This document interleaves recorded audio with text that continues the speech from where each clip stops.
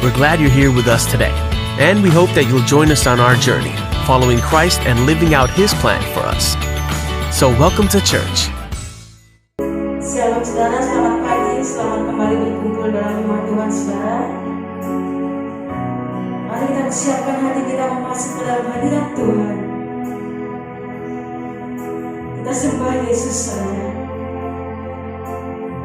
Mari saudara, kita mau berdoa terlebih dahulu. Terima kasih Tuhan, saat pagi hari ini kami bersyukur buat semua anugerah Tuhan yang kami rasakan hari lepas hari, sehingga kami boleh kembali datang ke rumah Tuhan saat pagi hari ini untuk memuji menyembah Tuhan. Persiapkan hati kami mau masuk ke dalam hadirat-Mu Tuhan. Kami undang Engkau Roh Kudus hadir di tempat ini Tuhan. Campur tangan Engkau Tuhan dalam ibadah kami saat pagi hari ini, mulai dari awal, pertengahan sampai selesai. Kami undang Engkau hadir di tempat ini, di hati kami Tuhan. Berikan kami hati untuk menyembah memuji Tuhan. Kau sucikan kuduskan kami semua yang hari saat pagi hari ini. Berikan kami kekuatan, kemampuan untuk melayani Engkau ya Tuhan.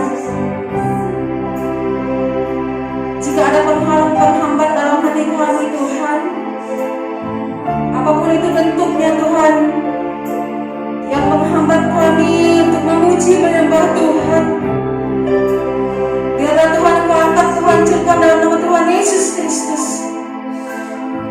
Kiranya Roh Kudus saja menaungi tempat ini, menaungi setiap hati kami Tuhan. Terima kasih Tuhan. Kami serahkan Tuhan ibadah kami ini ke dalam satu nama Tuhan Yesus Kristus. Kami sudah berdoa dan bersyukur. Haleluya. Mari saudara, Bapakku datang menyembah-Mu di sini. Kami percaya Engkau ada bagi kami Tuhan. Mari bernyanyi memuji Tuhan. Terima kasih Yesus. Terima kasih Tuhan. Haleluya Yesus. Haleluya Tuhan. Glory bagi-Mu Yesus.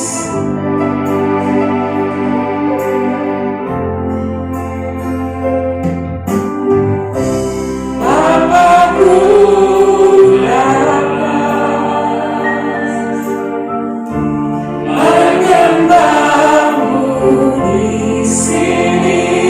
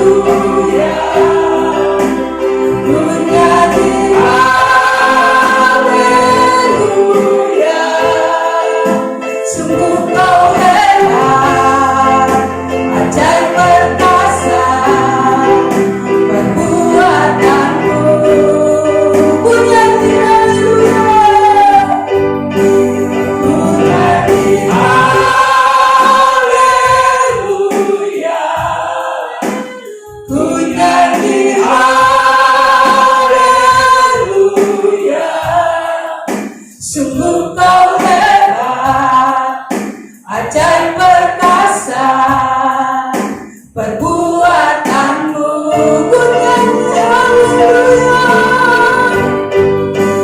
ku nyanyi haleluya, ku nyanyi haleluya. Sungguh kau hebat, ajaib perkasa,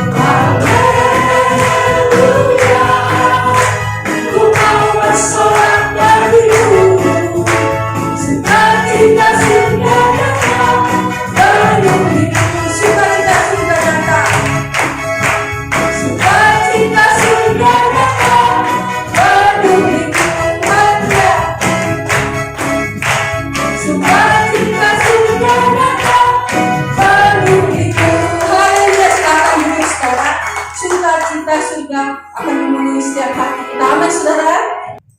Mari saudara persiapkan hati kita. Sebentar lagi kita akan mendengarkan firman Tuhan. Mari kita puji Tuhan terlebih dahulu, kita sembah Dia. Kekuatan di hidupku, ku dapat di dalam Yesus. Tidak ada di tempat lain Tuhan, hanya di dalam Yesus. Haleluya Yesus, terima kasih Tuhan. Sebab Engkau yang ajaib dalam hidup kami Tuhan, yang selalu menopang kami Yesus. Kau tidak pernah meninggalkan kami Tuhan. Kau selalu menopang kami dan menuntun setiap langkah kami Yesus. Haleluya Yesus. Terima kasih Tuhan. Glory Tuhan. Katakan kekuatan di hidupku. Kekuatan di hidupku, ku dapat dalam Yesus. Dia tak pernah tinggalkanku, setia menopangku, berseru berharap dalam Yesus. Kekuatan di hidupku, kekuatan di hidupku, ku dapat dalam Yesus. Dia tak pernah tinggalkanku, setia menopangku, berseru berharap dalam Yesus. Ajaib Kau Tuhan, ajaib Kau Tuhan, penuh kuasa, sanggup pulihkan keadaanku. Dalam tangan-Mu seluruh hidupku, tak akan goyah selamanya. Saudara-saudara, batik berdiri. Kekuatan di hidup kita hanya dalam Yesus, saudara. Hanya Engkau pengharapan kami Tuhan. Kekuatan di hidupku, ku dapat dalam Yesus. Dia tak pernah tinggalkanku, setia menopangku,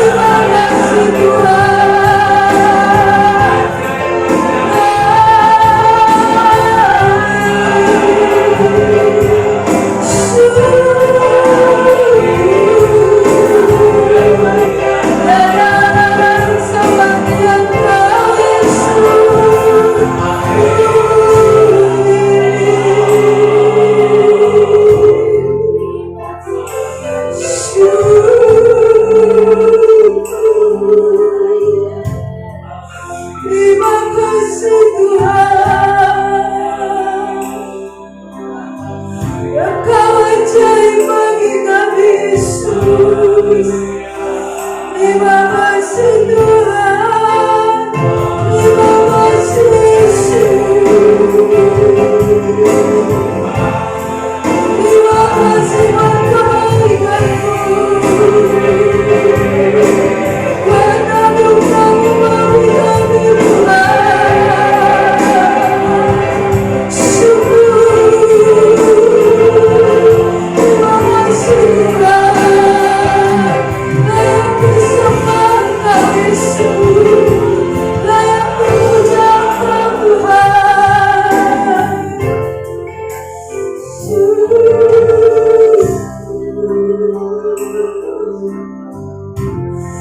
Engkau ajaib bagi kami Tuhan. Engkaulah kekuatan hidup kami. Terima kasih Yesus.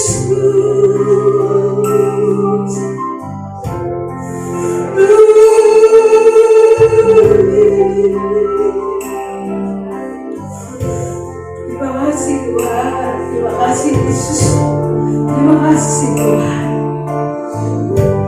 Terima kasih Bapa yang baik. Oh Tuhan, kami Tuhan. Terima kasih Tuhan. Terima kasih Yesus. Terima kasih Tuhan. Terima kasih Yesus. Terima kasih Tuhan. Mari saudara, katakan ajaib Kau Tuhan penuh kuasa, sanggup pulihkan keadaan kami. Kita nyanyikan lagunya aja saudara. Kita tak henti mengatakan ajaib Kau Tuhan, sebab Dialah Allah yang ajaib dalam hidup kita. Tuhan penuh kuasa, sanggup pulihkan harapanku. Dalam tangan-Mu seluruh hidupku, tak akan goyah selamanya. Tak akan goyah selamanya. Tak akan goyah selamanya.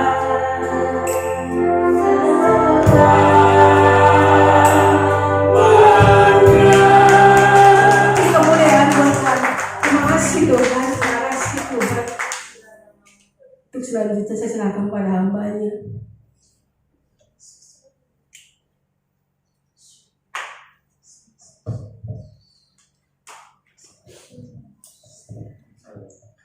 Bahwa kalau kami hidup itu adalah anugerah Tuhan. Kami bersyukur untuk hidup yang Tuhan percayakan kepada kami. Oleh sebab itu kami akan bawa kehidupan kami untuk memuliakan nama Tuhan. Sekarang waktu yang terbaik untuk kami mendengarkan firman Tuhan. Berikan kami hati seperti Maria yang mau duduk diam mendengarkan suara Tuhan. Di dalam nama Tuhan Yesus Kristus kami berdoa. Amin. Silakan duduk Bapak Ibu.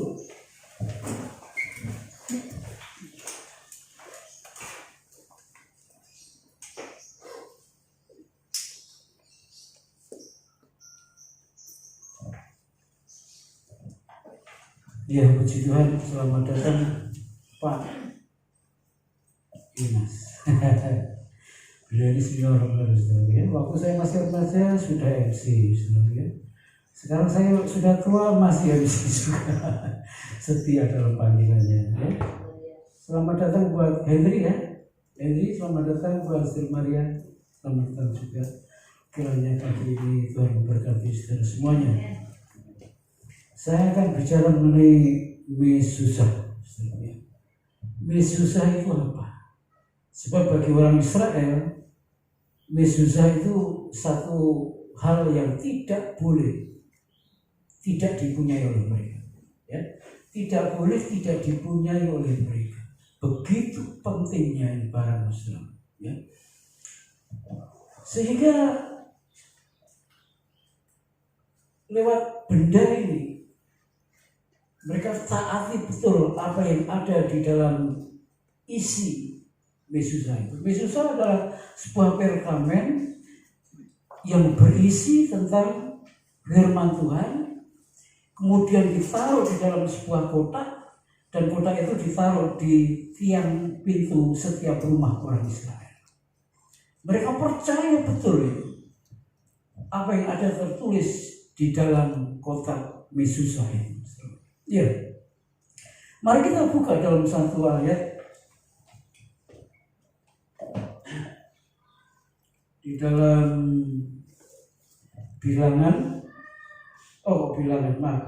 Ulangan pasal 11 ayat 5.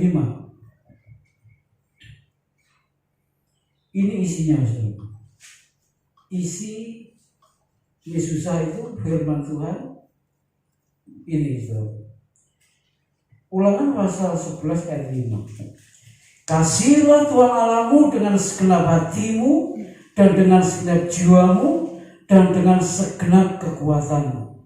Ayat 13 dan 14. Jika kamu dengan sungguh-sungguh mendengarkan perintah yang kusampaikan kepadamu pada hari ini, sehingga kamu mengasihi Tuhan Allahmu dan beribadah kepadanya dengan segenap hatimu dan dengan segenap jiwamu, maka Ia akan menambahkan hujan, akan memberikan hujan untuk tanahmu pada masanya, hujan awal dan hujan akhir, sehingga engkau dapat mengumpulkan gandummu, anggurmu, dan minyakmu. Ya, inilah isi atau firman Tuhan yang ditaruh di dalam Mesusa. Sebuah kotak yang terbuat dari kayu yang isinya perkamen tulisannya tadi, saudara. Ulangan pasal 11 ayat 5, 13 dan 14. Ditaruh di tiang-tiang pintu setiap rumah orang Israel. Saya akan sedikit ke belakang mengenai kitab Ulangan. Kitab Ulangan itu ditulis oleh Musa. Isinya apa? Mengingatkan kembali kepada orang Israel tentang perjanjian Tuhan dengan nenek moyang mereka. Diulangi, diceritakan kembali oleh Musa. Bagaimana Tuhan berjanji kepada nenek moyang Israel, kepada Abraham. Bagaimana Abraham harus meninggalkan tanah kelahirannya Ur untuk menuju ke sebuah tempat yang dia tidak tahu. Hanya berbekal janji Tuhan. Musa ceritakan kembali kepada orang-orang Israel generasi kedua. Sebab generasi pertama yang keluar dari Mesir mati semua di padang gurun. Kenapa? Mereka tidak percaya, mereka menggerutu kepada Tuhan. Dan generasi kedua adalah generasi yang lahir di padang gurun, kemudian dibawa ke pintu gerbang untuk masuk ke tanah Kanaan oleh Musa. Begitu pentingnya Musa untuk menceritakan kembali bagaimana Allah berjanji kepada nenek moyang bangsa Israel. Kemudian bagaimana tangan Tuhan menuntun orang-orang Israel keluar dari Mesir. Berada di padang gurun sekitar 40 tahun lamanya. Bagaimana Tuhan menuntun mereka, memimpin mereka, membimbing mereka, memelihara mereka secara ajaib. Dan kemudian Musa mengakhiri dengan peringatan-peringatan bahwa ada perpisahan yang akan dia alami dengan orang-orang Israel. Karena pada kitab ini terakhir sekitar pasal 30-31 Tuhan berkata kepada Musa, kamu boleh melihat tanah yang kujanjikan kepada nenek moyangmu, tapi kamu tidak bisa masuk. Bayangkan, 40 tahun memimpin bangsa yang keras kepala, dihujat, tidak dihargai. Tapi dengan tekun dan setia Musa terus memimpin mereka untuk menuju tanah perjanjian, tanah Kanaan. Ketika sudah sampai ke pintu gerbang tanah Kanaan, Tuhan berkata, kamu hanya boleh melihat, tidak boleh masuk. Musa katakan itu kepada bangsa Israel, bahwa Musa tidak akan bisa mendampingi mereka lagi untuk masuk ke tanah perjanjian. Ditutup dengan perpisahan Musa dan orang-orang Israel. Itulah isi kitab Ulangan. Kemudian Musa tambahkan bagaimana harus hidup nanti di tanah perjanjian. Bagaimana mereka harus hidup di tanah perjanjian. Supaya orang Israel belajar akan kegagalan nenek moyangnya yang keluar dari Mesir tetapi mereka tidak sampai ke Kanaan. Maka Tuhan berfirman, ayat 5, ayat 13, ayat 14. Sehingga bangsa Israel kemudian kita ambil sebuah kesimpulan dari kitab Ulangan ini, bahwa bangsa ini tidak bisa hidup jika tidak ada Tuhan yang memimpin mereka. Luar biasanya Tuhan kita. Bangsa ini bergantung penuh sama Tuhan. Bangsa ini hanya hidup oleh karena Tuhan. Bukan karena kehebatan mereka. Bukan karena hebatnya mereka orang-orang Israel. Terbukti mereka gagal. Nggak sampai ke Kanaan. Yang keluar dari Mesir nggak sampai ke Kanaan. Kecuali Yosua dan Kaleb. Ayat 2. Bangsa ini tidak bisa hidup tanpa Tuhan. Maka Tuhan peringatkan lewat Musa. Ayat 5, saya ulangi lagi karena ini kuncinya.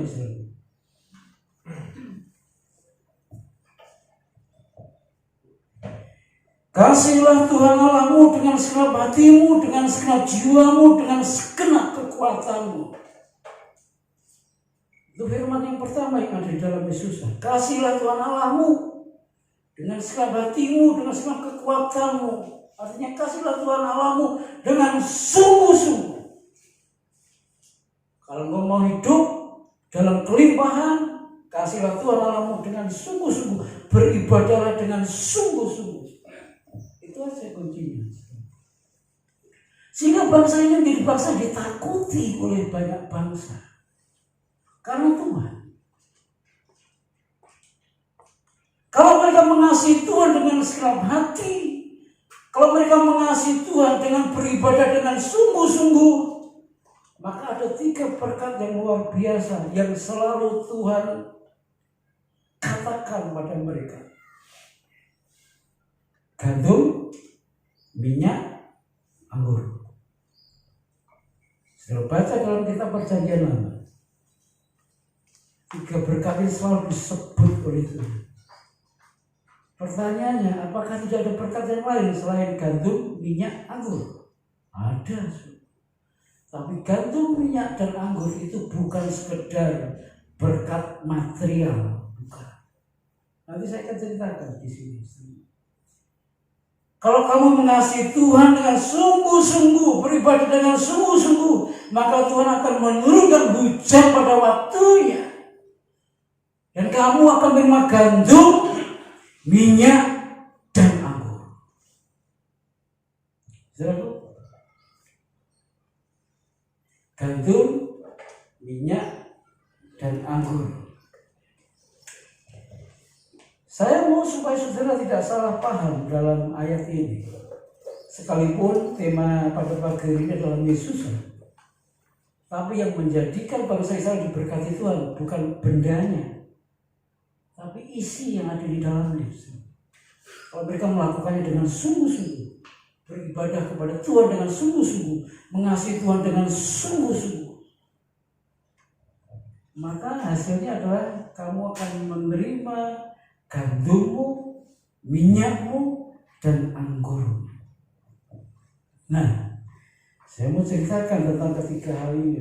Gandum, minyak, dan anggur. Gandum itu bicara mengenai kebutuhan hidup kita. Kalau kita mencari Tuhan dengan sungguh-sungguh, mengasihi Tuhan dengan sungguh-sungguh, beribadah kepada Tuhan dengan sungguh-sungguh, Tuhan akan melimpahkan berkat untuk mencukupi segala kebutuhan hidup saudara dan saya. Gandum akan kau terima. Hanya 5 bulan saudara. banyak ekonomi orang-orang di dunia ini porak-poranda. Gitu. Mulai bulan Maret atau sebelumnya, tanpa diduga, gak pernah ada prediksi seperti ini keadaannya. Tiba-tiba yang namanya corona datang, menghantam semua sektor. Berapa banyak usahanya gulung tikar.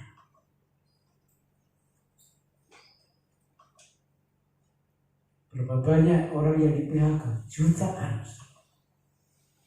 Di Indonesia, saya nggak bicara di luar negeri, di Indonesia saja. Kalau toh nggak di PHK masih untung sedikit, masih bekerja gajinya dipotong. Ya. Yang lebih apes lagi, dirumahkan. Sudah. Lalu bagaimana janji Tuhan ini bisa tergenapi? Gandummu melimpah akan kuberikan kepadamu sementara keadaan seperti ini.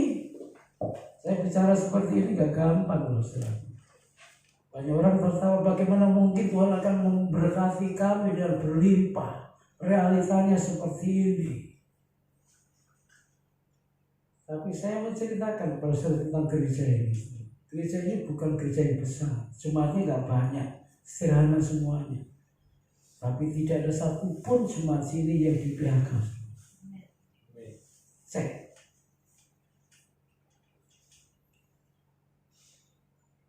Kuncinya di mana? Ayat 5 tadi. Nggak ada jemaat yang di PHK. Saya telusuri jemaat-jemaat yang nggak bisa pulang karena tinggal di Jakarta, kos di Jakarta, mereka masih bisa bekerja semuanya. Memang pendapatannya ada yang turun, tapi mereka masih bisa hidup sampai detik ini.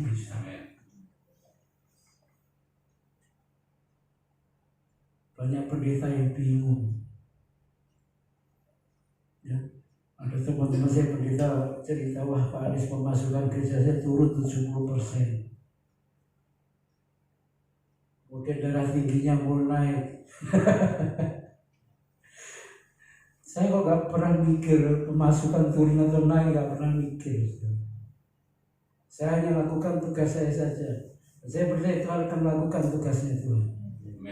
Itu saja. Kita gak ibadah 3 bulan. Dan kalau nggak ibadah 3 bulan tidak ada kolektor. Coba. Tapi kita masih hidup, anak saya masih bisa kuliah di Jawa. Nggak nunggak sekolahnya. Dari mana? Tuhan punya cara. Padang gurun bisa disulap menjadi tanah persawahan pertanian yang begitu subur di Israel. Bayangkan saudara. Padang gurun yang tandus bisa dikerjakan oleh orang-orang Israel sehingga menumbuhkan tumbuh-tumbuhan menghasilkan gandum, minyak, dan anggur. Bagaimana caranya? Itulah sebabnya Gus Dur, presiden kita dulu, belajar ke Israel. Hanya belajar bagaimana pertanian bisa tumbuh di padang gurun seperti itu. Selain Gus Dur salah tanggapi,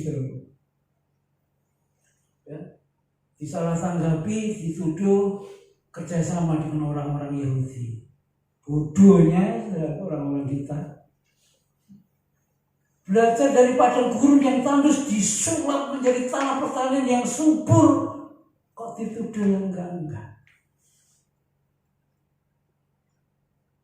Andai kata Indonesia bisa memahami akan hal itu, mungkin hari-hari ini lebih baik. Lebih baik. Tapi saya tetap percaya Tuhan tidak pernah salah dalam merancangkannya, termasuk terhadap negeri. Jadi kalau saudara masih bisa bekerja hari ini, masih bisa menemukan berkat hari ini, masih bisa makan hari ini, masih bisa sekolah kuliah hari ini, bukankah itu pemeliharaan Tuhan yang ajaib? kamu akan menerima gandum untuk memenuhi kebutuhan hidup saudara dan saya. Jangan bicara mengenai kurang, saudara. Kalau kita tanya mengenai kurang, semua orang jawabnya kurang, saudara. Sudah cukup hidup kalau enggak kurang, masih kurang, dikasih segitu kurang, tambahin lagi kurang terus. Orang kaya itu orang yang sudah merasa cukup, itu orang kaya. Tapi orang yang belum merasa cukup sekalipun punya banyak itu masih miskin. Atau ini saudara orang kaya atau orang miskin. Kalau saudara sudah merasa cukup akan pemberian Tuhan yang saudara terima, saudara kaya. Amen. Ada orang-orang yang sudah punya banyak tapi merasa kurang, masih miskin. Saya orang kaya, saudara. Saya merasa cukup. Dipelihara Tuhan dengan ajaib. Tuhan berikan gandum pada waktunya, pada saya, kepada saudara. Kuncinya apa? Carilah Tuhan dengan sungguh-sungguh, beribadah kepadanya dengan setia, kasihlah Tuhan Allahmu. Itu dulu. Lalu orang Israel taruh itu perkamen tulisan itu, taruh di kota yang namanya Mesusa, kemudian taruh di tiang-tiang rumah mereka, supaya mereka nggak lupa bagaimana Tuhan memelihara mereka menuntun keluar dari Mesir. Dan saya tahu, satu hari setelah mereka keluar dari Mesir, ini bangsa yang dulunya bangsa budak menjadi bangsa yang kaya raya. Luar biasa. Nubuatan Tuhan tergenapi. Harta benda milik orang-orang Mesir diberikan kepada orang Israel supaya mereka cepat-cepat keluar dari Mesir. Mereka datang masuk ke Mesir hanya berbekal satu orang awalnya, yaitu Yusuf, bukan? Yusuf, kemudian bawa keluarganya, kemudian beranak pinak, lalu jumlah orang-orang keturunan Yusuf lebih banyak dari orang-orang Mesir sendiri. Dihambat yang lahir laki-laki harus dibunuh tetap. Sebelum para pembunuh datang sudah lahir dulu, kemudian dihempati dan seterusnya. Ada cara Tuhan begitu luar biasa. Ini bangsa menjadi bangsa yang luar biasa. Satu hari setelah mereka keluar dari Mesir, mereka bawa harta yang begitu luar biasa. Kalau Mesir serahkan banyak harta buat orang-orang Mesir supaya cepat mereka keluar dari Mesir. Sebab baru saja kejadian malamnya setiap anak sulung mati. Daripada nanti lebih banyak yang mati, cepat-cepat keluar. Seperti itu cara Tuhan memang aneh sekali. Ya, saudaraku, gandum bicara mengenai bagaimana Tuhan akan mencukupi segala kebutuhan. Lalu yang kedua, minyak. Ini bicara mengenai urapan, otoritas atau kuasa. Siapa yang menerima urapan? Siapa yang menerima otoritas itu? Dia adalah orang-orang yang spesial di mata Tuhan. Spesial di mata Tuhan bukan berarti dia orang yang sempurna, tidak. Orang-orang yang diurapi, yang mendapatkan minyak adalah orang-orang yang spesial di mata Tuhan. Sekalipun mungkin dunia tidak menganggap mereka. Ingat ketika orang Israel terlalu lama memiliki Tuhan yang tidak kelihatan. Lalu mereka minta, berikan kami raja. Ya. Mereka dituntun Tuhan yang tidak kelihatan. Mereka dipimpin Tuhan yang tidak kelihatan. Pada satu titik mereka merasa bosan. Mereka minta diberi seorang raja. Lalu orang Israel memilih siapa di antara mereka orang-orang yang hebat.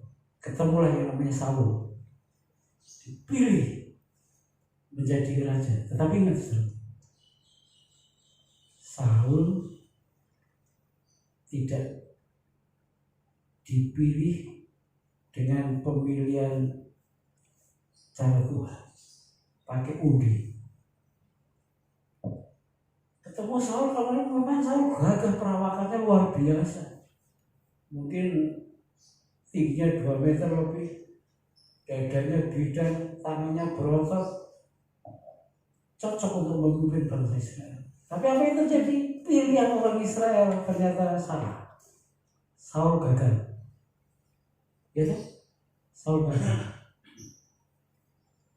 Lalu Tuhan meminta kepada Samuel, cari pengganti Saul karena Saul sudah gagal.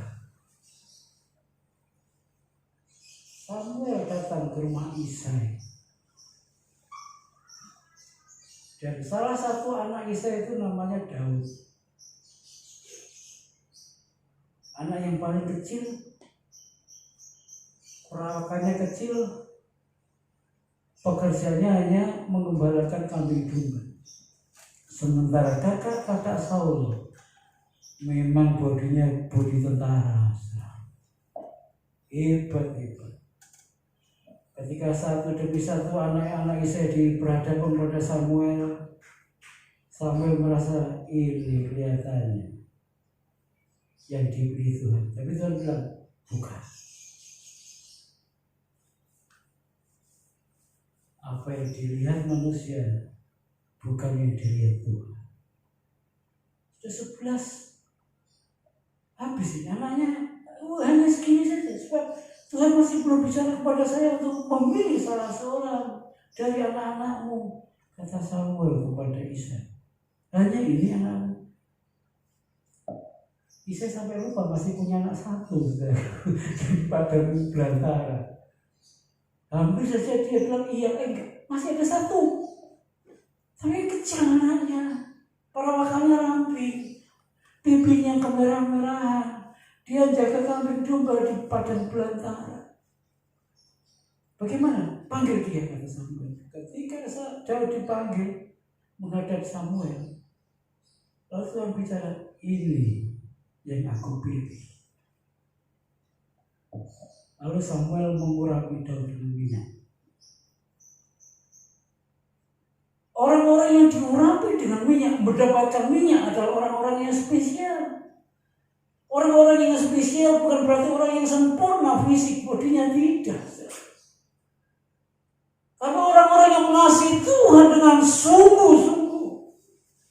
Oleh sebab itu Daud bisa berkata, Tuhan adalah gembalaku, bahkan kekurangan aku. Dia belum jadi raja, dia sudah ciptakan lagu ini. Daud begitu mengasihi Tuhan dengan kesungguhan hati. Kita ada kelemahan masing-masing. Baik dalam karakter, kita mungkin juga punya kelemahan dalam hal fisik.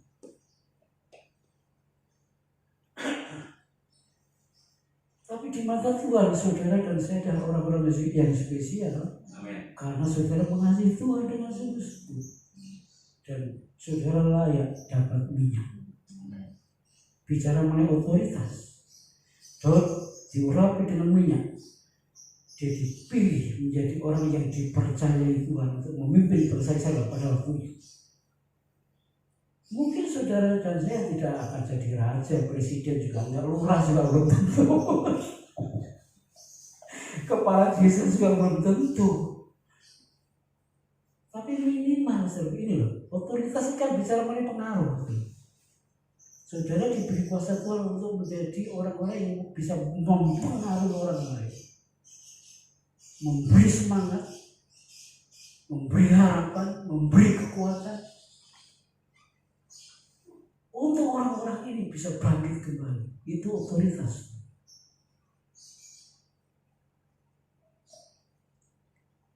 Dan minyak itu layak kita terima kalau kita mengasihi Tuhan dengan sungguh-sungguh, beribadah kepada Tuhan dengan sungguh-sungguh. Kita diberi otoritas oleh Tuhan. Betapa hari-hari ini otoritas itu begitu kabur, saudara. Otoritas itu bagaimana orang menghargai orang yang di atasnya, ya.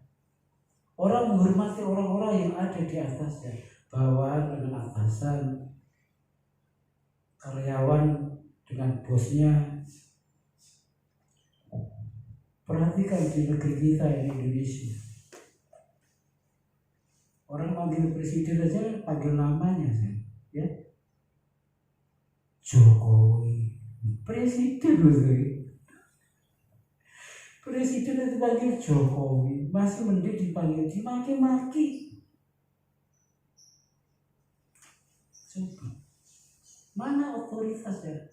Hilang sekarang saya. Orang sudah tidak menghargai otoritas lagi. Bagaimana anak terhadap orang tuanya? Panggil orang tuanya, lu mana lu? Orang itu nggak dipanggil lu, lu kemana? Wah, itu kan bahasa gaul.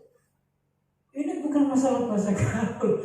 Orang tua terhadap anak itu ada panggilan yang pantas, bro. Masa orang tuanya panggil lu gua. Nggak menghargai otoritas. Saya cerita yang Tuhan, dia punya pengerja, Anies pengerja gereja sekarang itu kelewatan. Kenapa Pak? Pagi-pagi saya bersihin mobil, dia nongkrong malah baca buku. Hal seperti itu nggak saya temui waktu saya sekolah kitab, nggak ada. Kalau saya ngepel gereja, pendetanya jalan, lalu keramiknya itu di foil selalu. Kalau masih ada debunya, ulangi. Gitu. Gimana sih? Kursi gereja dulu kan gak kayak gini, gampang. Kursi gereja kan panjang-panjang dari kayu.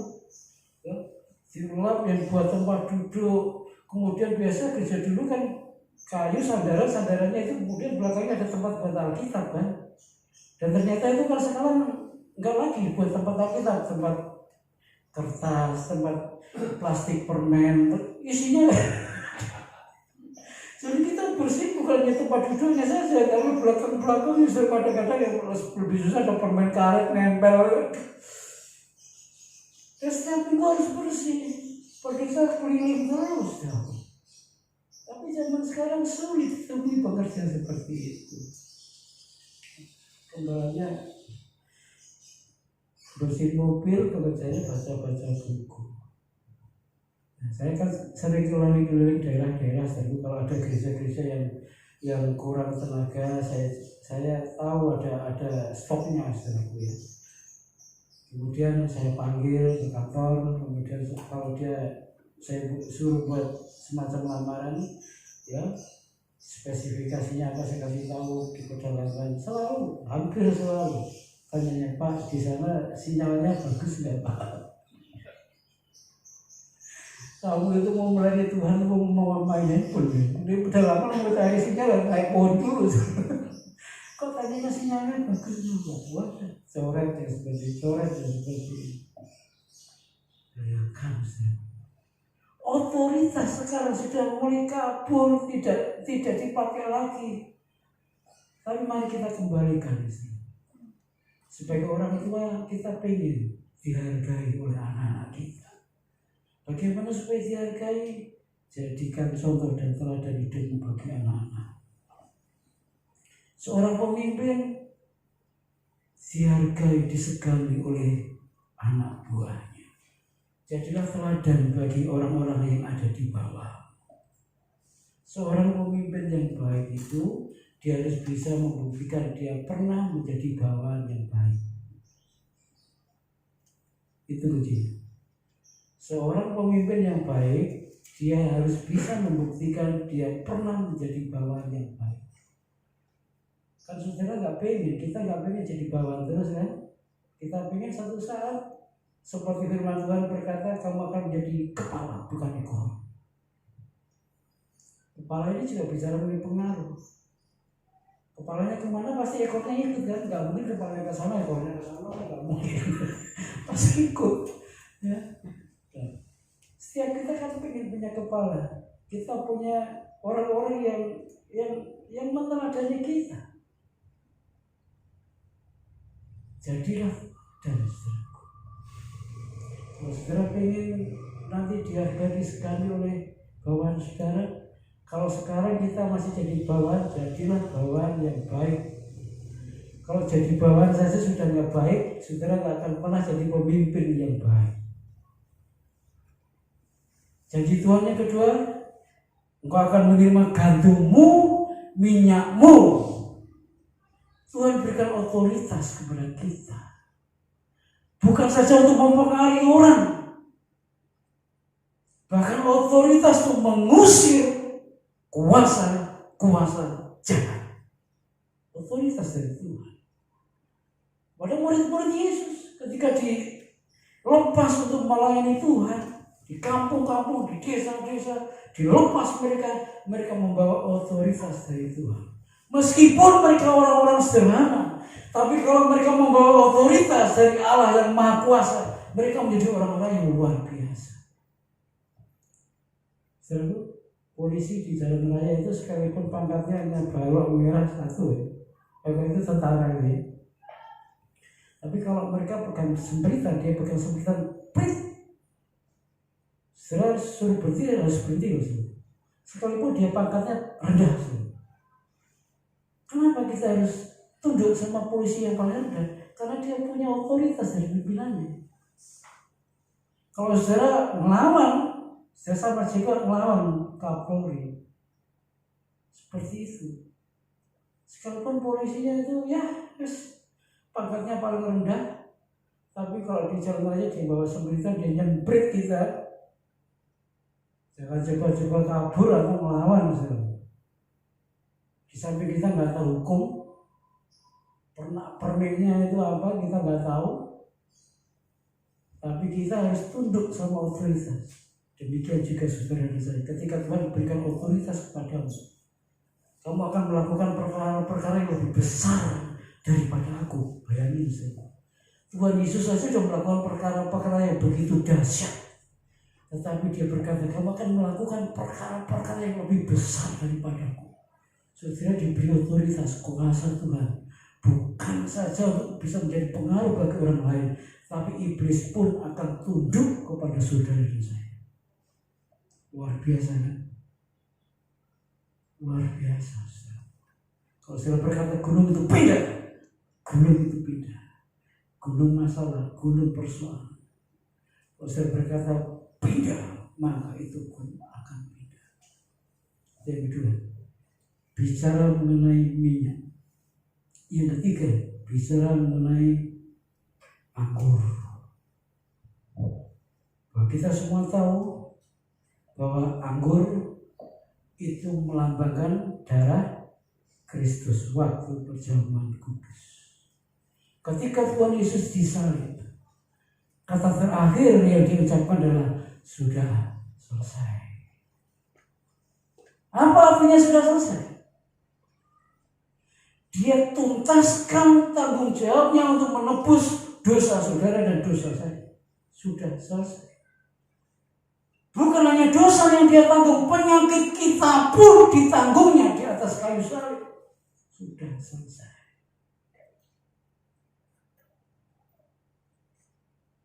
Jadi Tuhan akan memberikan kuasa darahnya yang tercurah di atas kayu salib buat saudara dan saya. Segelap apapun masa lalumu, Tuhan ubah menjadi putih. Ketika saya melihat salib, saya melihat masa depan. Itu kata Khairil Anwar. Bayangin saudara. Saya nggak berkata Khairil Anwar itu orang Kristen, nggak ada yang berkata seperti itu. Tapi ada satu puisi yang dia tulis, tulisannya Isa, judulnya Isa.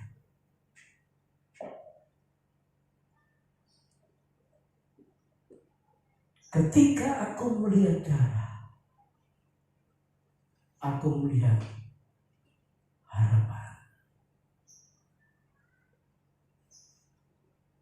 Ketika aku melihat darah, aku melihat ada harapan.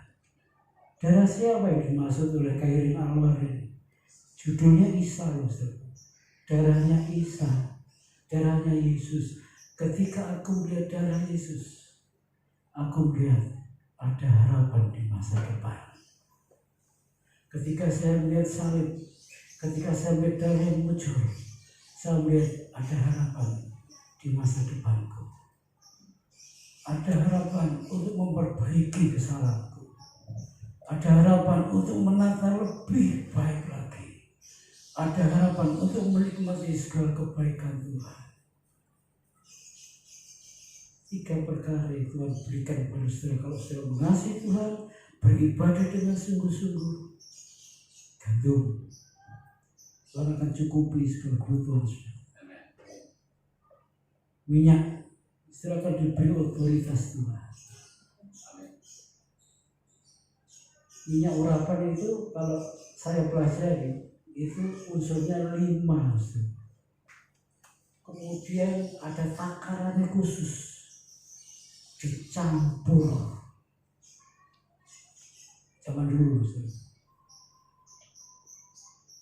Dan minyak urapan itu dipakai oleh yang pertama imam, yang kedua nabi, untuk mengurapi orang-orang yang tadi saya katakan spesial yang dipilih Tuhan. Saudara dan saya itu sudah termasuk orang-orang yang dipilih Tuhan sudah lama. Bukan kita yang mencari Tuhan, bukan? Tuhan yang mencari kita.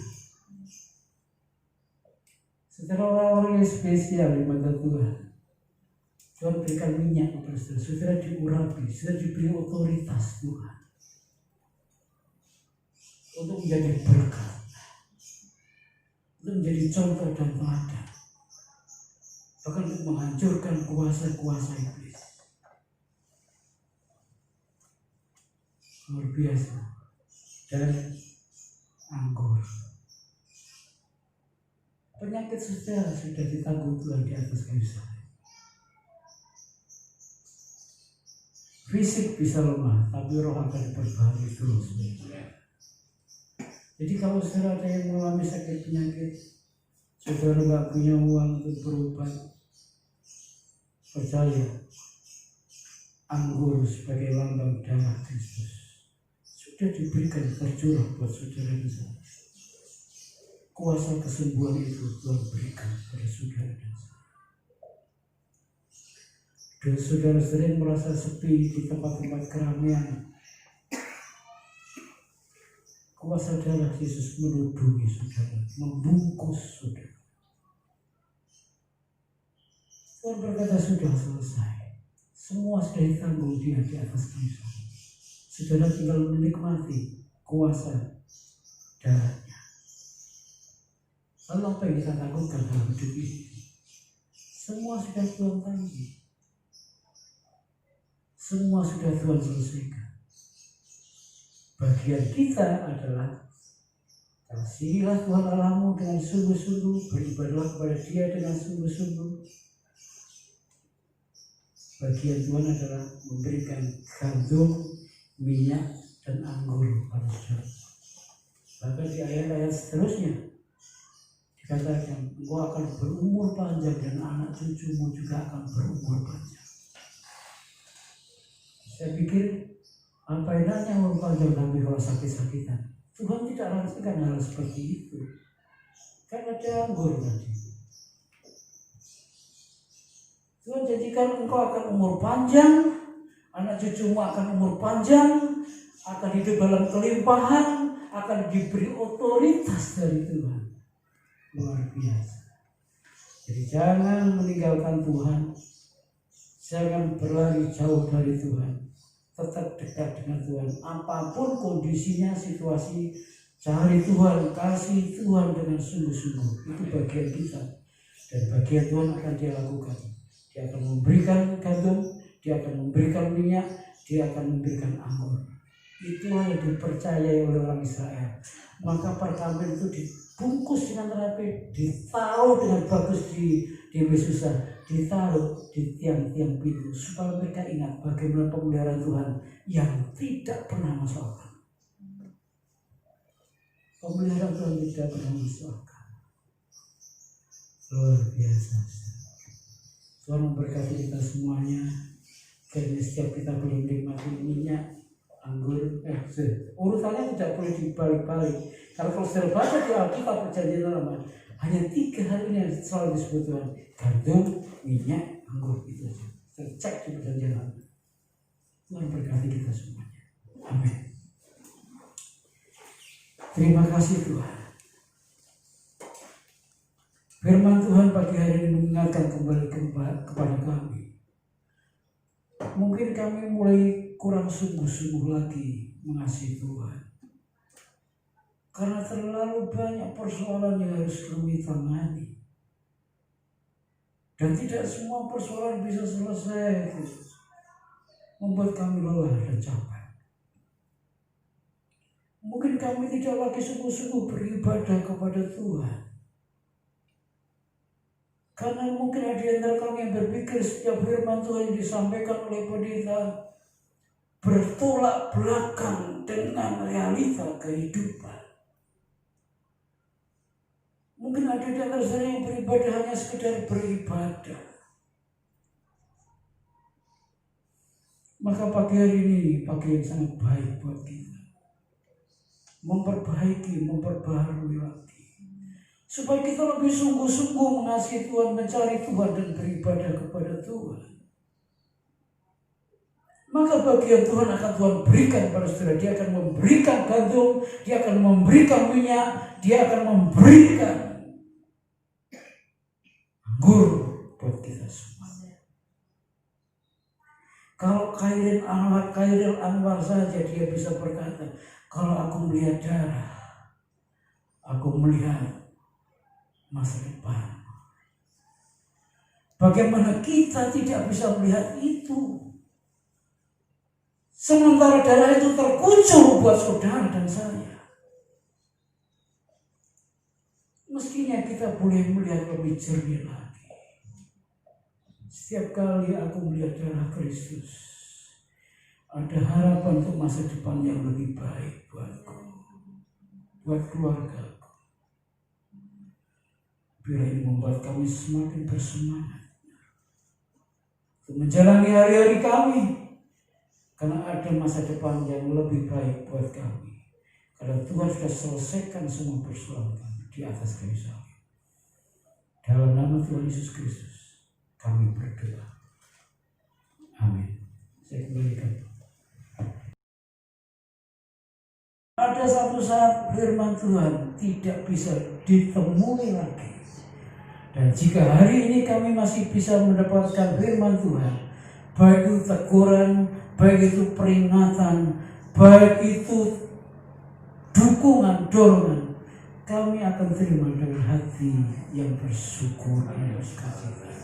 Karena firman Tuhan akan mengubah hidup kami, memberikan kekuatan dalam hidup kami, dan membuat kami menjadi pemenang. Berkati seluruh jemaat yang hadir, berkati pelayan Tuhan hari ini yang sampai di Tuhan, dan berkati kami semuanya. Yang tidak bisa hadir Tuhan, terima Tuhan, tolong mereka semuanya agar mereka tetap dalam keadaan baik dan Tuhan memberkati. Jika ada jemaat-jemaat yang setelah ini mereka akan keluar kota, Tuhan jaga, Tuhan lindungi mereka dalam perjalanan. Kalau ada yang bekerja, Tuhan berkati pekerjaan mereka. Kalau ada yang beristirahat menikmati hari istirahat bersama dengan keluarga mereka, Tuhan berikan kepada mereka untuk karunia menikmati istirahat mereka bersama-sama dengan keluarga mereka masing-masing. Dan besok kami akan kembali beraktivitas. Tuhan sertai, Tuhan lindungi, dan Tuhan berkati kami semuanya. Sekarang kami akan kembali ke tempat kami masing-masing. Kiranya Tuhan memberkati kami. Jemaat yang kukasihi, mari kita pulang dengan sukacita, dengan membawa berkat, kasih karunia dari Allah Bapa, penyertaan dari Tuhan Yesus Kristus, dan persekutuan yang Roh Kudus akan memimpin kita mulai itu dari saat ini sampai Tuhan datang kedua kali. Amin. Kami memuji kebesaran, katakan ajaib Tuhan, ajaib Tuhan, ajaib Tuhan. Haleluya, ajaib Tuhan. Setiap kita berkata kami memuji, kami